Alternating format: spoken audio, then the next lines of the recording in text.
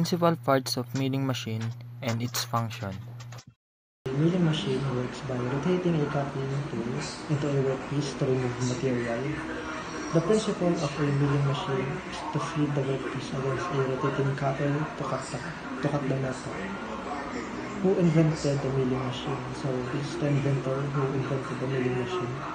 It is Eli Whitney invented by the first milling machine in 1818 in New Haven, Connecticut. Whitney was commissioned by U.S. government to develop a new way to manufacture firearms. So we have 5 principles on how a milling machine works. So the first principle is the workpiece is clamped in place on the machine's table. The next one is the cutter is mounted on an arbor or spindle and rotates at high speed. The table is moved to feed the workpiece against the cutter. The last one is the cutter's teeth remove material from the workpiece. So these are the function. The next one, this is the function of a milling machine. The first function is the milling machines can cut flat, curved, or angled surface. The next one is they can be used to machine contours, threads, and other cross sections.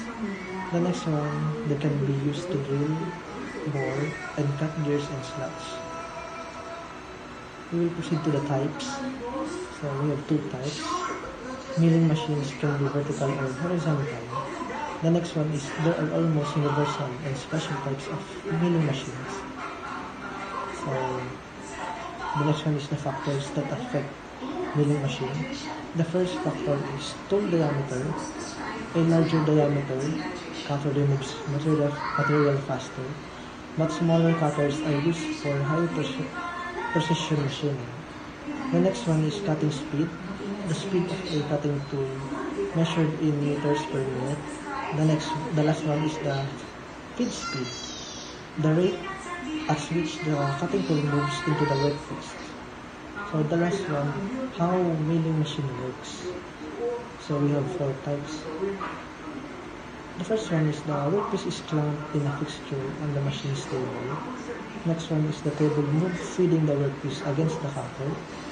The next one is the cutter rotates at high speed, removing metal from the workpiece. And the last one is the cutter tip shoot the workpiece into the desired form. I'm going to discuss the specific parts and function of the vertical milling machine. We start at the base.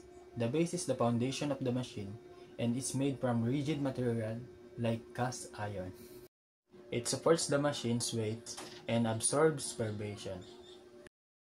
The second part of milling machine is column. The column is the vertical beam that supports the spindle and other attachments. It's a major supporting part of the machine. The knee is the rigid casting that slides along guideways on the column. It supports the work table and adjusts the distance between the cutter and the workpiece. The knee contains a vertical positioning screw that raises and lowers the knee. The saddle is sliding casting that mounted on the knee. It supports the table and allows the work table to move horizontally. The fifth part of milling machine is table. The table is a rectangular casting that located on the top of the saddle. It supports the workpiece. The sixth part of milling machine is a spindle. The spindle is a shaft that holds and drives the cutting tools and multi-axis milling machines. The spindle can rotate. The seventh part of milling machine is overarm.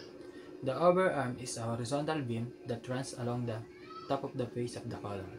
It's also known as overhanging arm.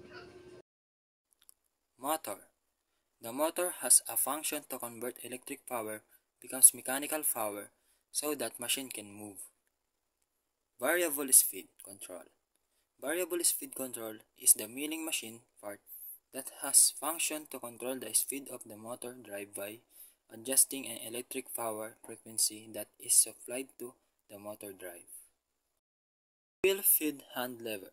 Quill feed hand lever is a lever or handle that has function to combine quill mechanism with the shaft. Digital readout. The digital readout display is showing the position of the part of the vice table or tool. RAM. RAM is part of protruding arm on the vertical milling machine.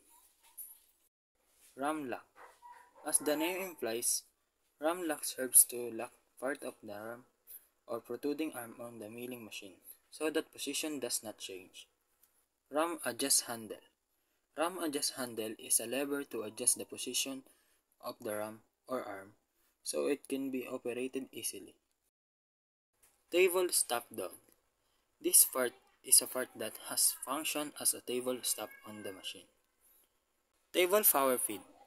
Table power feed is to adjust the table using power by rotating the available lever. Motor switch. The motor switch has a function as a switch for the motor drive of the milling machine, so you can adjust the motor drive using the motor switch. Saddle traverse crank. The saddle traverse crank is the part that has function to connecting saddle and engine crank. Vertical knee traverse crank.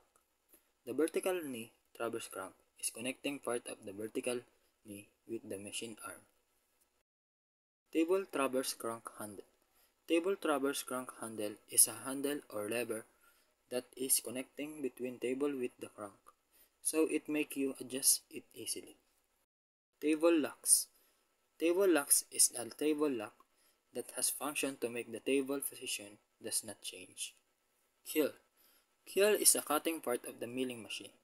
There are several types of keel that can be used with various different shapes. Keel feed handwheel. The keel feed handwheel allows the milling cutter to be raised and lowered in a similar way to the drilling machine by moving the spindle in and out from the head. Tool head. Tool head is a part of the machine tools. After the machine is installed on the milling head, the center line of the chisel rotation can make a workpiece machine on the corner to the center line of spindle rotation.